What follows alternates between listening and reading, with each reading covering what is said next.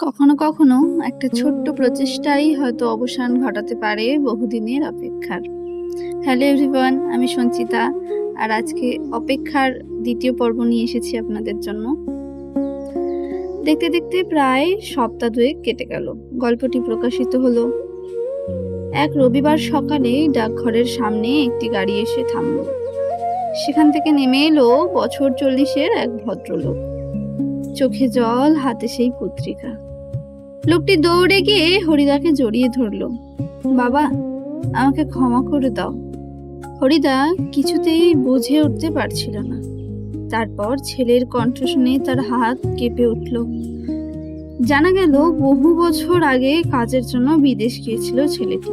তারপর সেখানে এক ভয়াবহ দুর্ঘটনার শিকার হয়েছিল।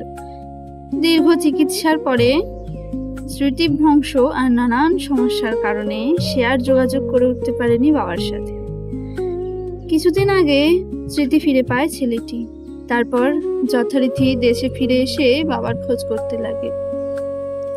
কিন্তু ঠিকানা বদলের কারণে বাবার খোঁজ আর সে পাচ্ছিল না। এরই মধ্যে প্রকাশ পায় অন্তরার লেখা অপেক্ষা গল্পটি। শেষ পর্যন্ত প্রত্যেকার এই গল্পটি থেকেই খোঁজ পায় সে তার বাবার। হরিদার চোখের জল বেয়ে তখন মাটি স্পর্শ করছে।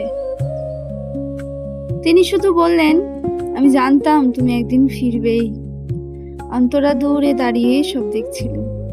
তারপর মনে হলো পৃথিবীর সবচেয়ে শক্তিশালী জিনিস হয়তো টাকা নয়, ক্ষমতাও নয়, অপেক্ষা আর ভালোবাসা। সেদিন সন্ধ্যায় বাড়ি ফিরে অন্তরা মাকে জড়িয়ে ধরে বলল, মা, আমি কখনো তোমাকে একা রেখে কোথাও যাব না। মা শুধু হাসলেন। বাইরে তখন হালকা হালকা বৃষ্টি শুরু হয়েছে, আর সেই বৃষ্টির সঙ্গে শব্দে মিশে গেল বহু বছরের অপেক্ষা আর তার শেষ হওয়া শান্তি। গল্পটি থেকে আমরা একটি শিক্ষা অবশ্যই পাই। সত্যিকারের ভালোবাসা সময়ের কাছে হার মানে না। কখনো কখনো একটি ছোট্ট গল্প মানুষের জীবন বদলে দিতে পারে, তাই না? একটা ছোট্ট প্রচেষ্টাও অবসান ঘটাতে পারে বহুদিনের অপেক্ষার। গল্পটি শুনে যদি আপনার ভালো লেগে থাকে তাহলে একটি লাইক দিতে পারেন, এবং যদি এই গল্পের প্রথম পর্ব আপনি না শুনে থাকেন তাহলে তা আমার এই পেজটি থেকে শুনে আসতে পারেন। ধন্যবাদ আপনাকে এতক্ষণ আমার গল্পটি শোনার জন্য।